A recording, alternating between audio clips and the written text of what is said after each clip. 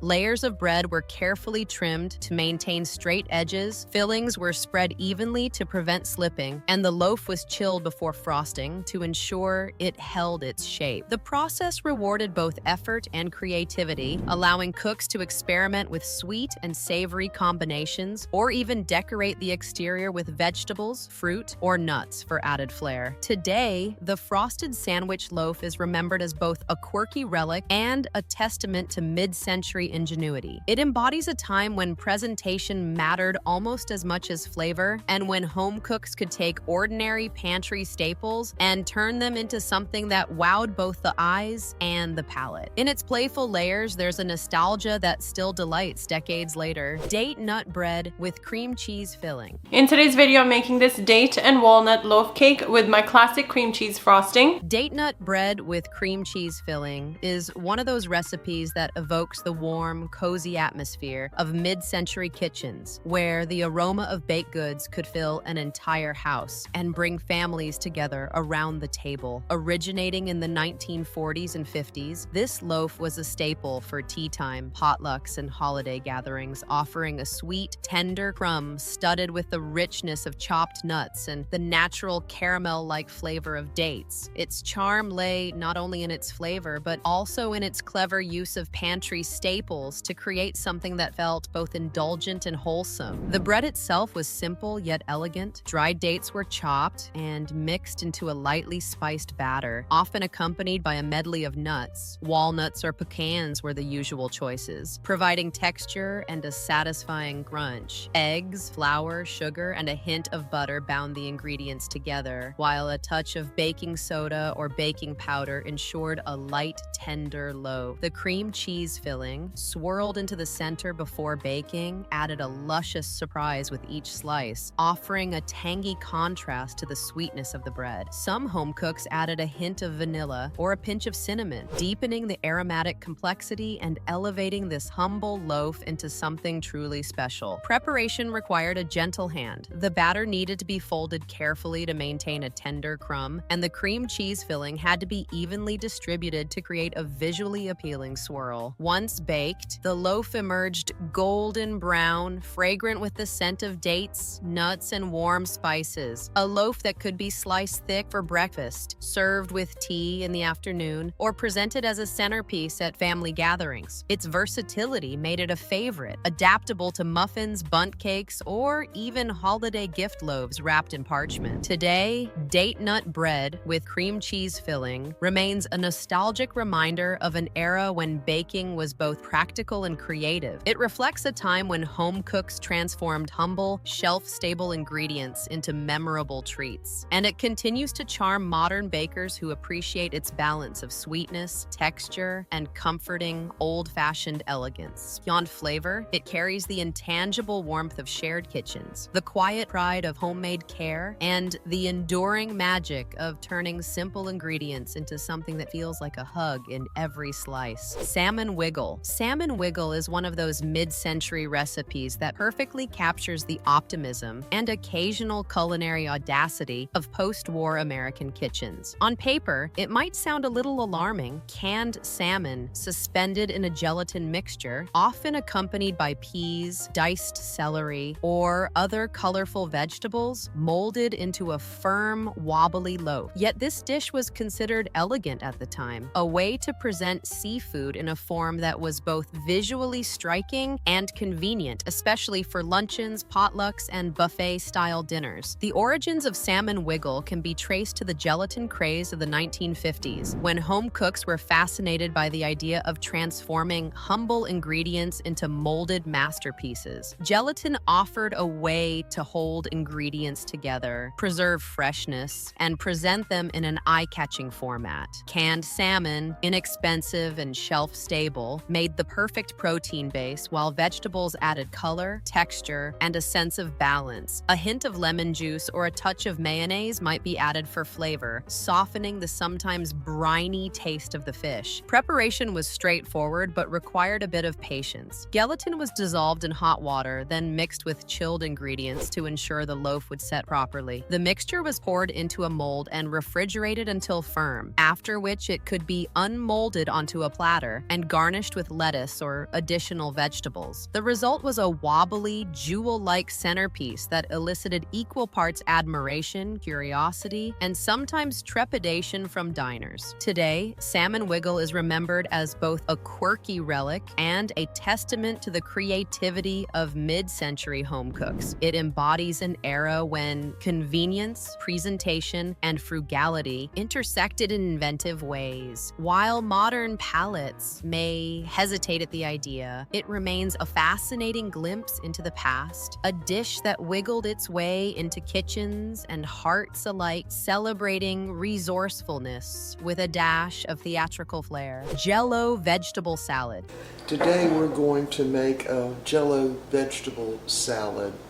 Jell-O vegetable salad is a quintessential example of mid-century American ingenuity, a dish that marries convenience, color, and a touch of whimsy in ways that can seem almost unimaginable today. Emerging in the 1950s, it was part of the gelatin craze that swept across American kitchens, a time when molded salads were considered both modern and elegant. Unlike the sweet versions of Jell-O that filled dessert plates, this salad used the same wobbly purposefully base to showcase vegetables, turning ordinary pantry and garden staples into a visually striking dish for lunch, dinner, or potluck tables. The recipe typically featured a mixture of diced vegetables, celery, carrots, and sometimes pimientos, or green beans, suspended in a savory gelatin made with chicken or vegetable broth. Some variations included shredded cheese or chopped hard-boiled eggs for added texture and richness. The gelatin itself acted as both binder and medium, holding the colorful ingredients together while lending a light, slightly tangy flavor that contrasted with the crispness of the vegetables. In its heyday, it was a dish that reflected both practicality and a sense of playfulness, making salads an interactive, eye-catching centerpiece rather than just a side. Preparation was simple, though it required patience. Gelatin was dissolved in hot liquid, chilled slightly, then carefully combined with the prepared vegetables and any additional ingredients. The mixture was poured into a mold or casserole dish and refrigerated until firm. Unmolding revealed a shimmering, structured salad that dazzled guests with its colors and geometric precision. Today, Jell-O vegetable salad occupies a curious place in culinary memory, admired for its inventiveness, remembered with a mixture of nostalgia and bemusement. It's a vivid reminder of a time when convenience foods were celebrated, when aesthetics mattered as much as taste, and when home cooks were unafraid to experiment. Though it may seem quirky now, it remains a symbol of mid-century creativity and resourcefulness. Sloppy Joe pie. Today I'm making mini meat pies,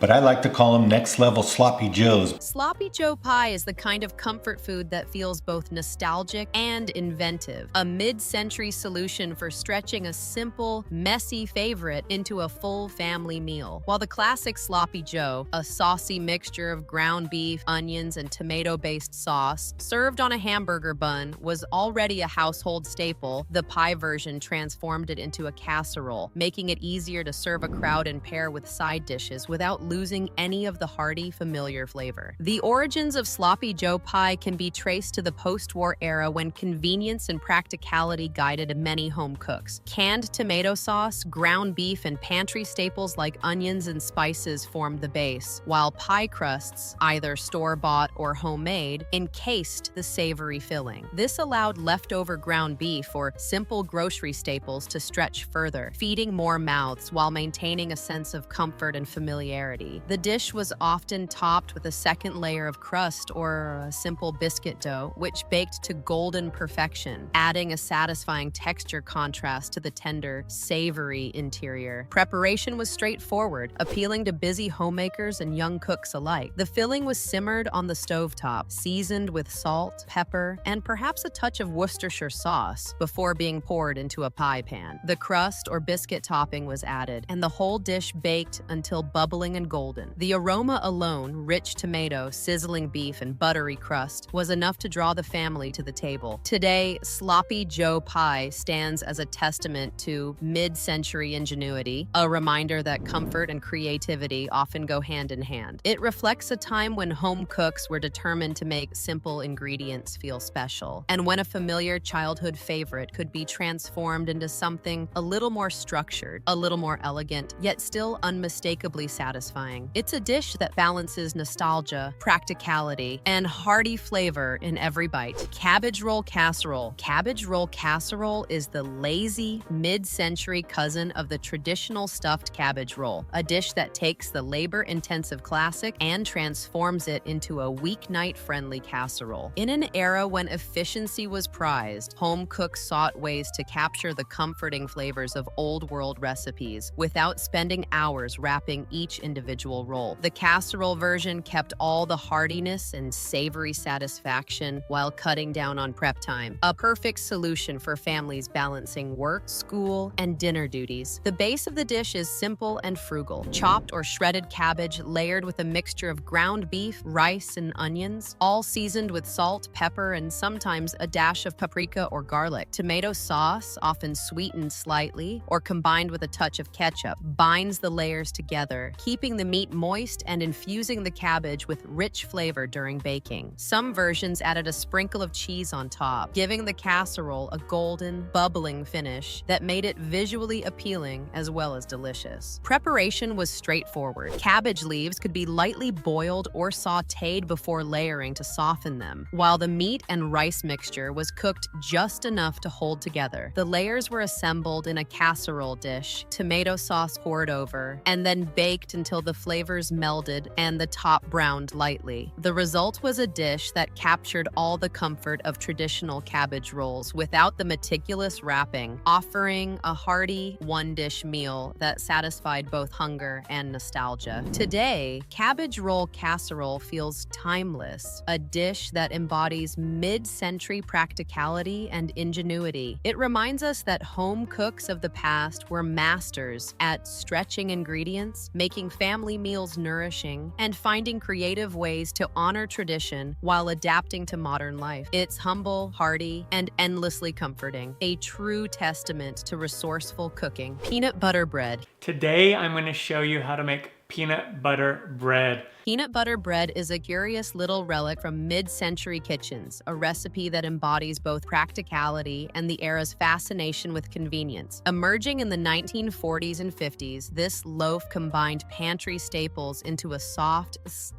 slightly sweet bread with the unmistakable flavor of peanut butter, offering a versatile treat that could be eaten plain, toasted, or slathered with jelly. It was a solution for busy households seeking quick, satisfying breakfasts or snacks without the need for store-bought sandwich bread. At its heart, peanut butter bread was simple. Smooth or chunky peanut butter was blended into the batter alongside sugar, eggs, flour, and a leavening agent, creating a moist, tender crumb. Some recipes included a touch of milk or oil to enrich the loaf, while others relied solely on the natural fat in the peanut butter to achieve the right texture. The result was a golden loaf with a slightly nutty aroma that hinted at indulgence, even though it was made with accessible, economical ingredients. Preparation was straightforward, making it ideal for home cooks and young bakers alike. The batter was mixed until smooth, poured into a greased loaf pan, and baked until a toothpick inserted in the center came out clean. The loaf cooled to reveal a tender, sliceable bread that could be served warm or at room temperature. Some families added a dusting of powdered sugar or a simple glaze to dress it up, but the bread's charm lay in its simplicity, rich, flavorful, and comforting in every bite. Today, peanut butter bread evokes nostalgia for a time when resourcefulness and creativity were essential in the kitchen. It reflects a period when home cooks transformed modest ingredients into memorable meals, and it still carries the warmth and practicality of mid-century baking. In every slice, there's a reminder that comfort and ingenuity often go hand in hand, making peanut butter bread as charming now as it was decades ago. Cheese Dreams. Cheese Dreams is one of those whimsical mid-century creations that perfectly blends comfort, simplicity, and a touch of culinary daring. Despite its fantastical name, the dish is straightforward: slices of bread topped with a generous layer of cheese, sometimes accented with butter, and broiled until golden and bubbly. It was the kind of recipe that made weeknight dinners or after-school snacks feel special without demanding much time, skill, or fancy ingredients, qualities that endeared it to households across America in the 1950s and 60s. The origins of Cheese Dreams lie in practicality. Bread and cheese were inexpensive, widely available staples, and combining them under a hot broiler produced a meal that was warm, filling, and satisfying. Some variations added an extra layer of indulgence, like a dash of Worcestershire sauce, a sprinkle of paprika, or even a slice of tomato, transforming a humble snack into something that felt almost gourmet. The dish could be served open-faced or with a second slice of bread to make a sandwich, offering versatility and convenience for busy families. Preparation was delightfully simple, which contributed to its enduring popularity. Bread slices were buttered lightly, topped with shredded or sliced cheese, and placed under the broiler just long enough to melt the cheese and create golden, slightly crisp edges. The aroma alone, a mingling of toasted bread and bubbling cheese, was enough to gather the family around the table. It was easy to see why children loved it and why parents appreciated a snack that was inexpensive, quick, and widely appealing. Today, Cheese Dreams stands as a nostalgic reminder of mid-century creativity in the kitchen. It embodies a time when home cooks turned modest ingredients into satisfying satisfying dishes, relying on imagination as much as skill. Its simplicity, warmth, and comforting flavor continue to resonate, proving that sometimes the most memorable meals are also the easiest to make. Spanish rice. Spanish rice is a classic mid-century side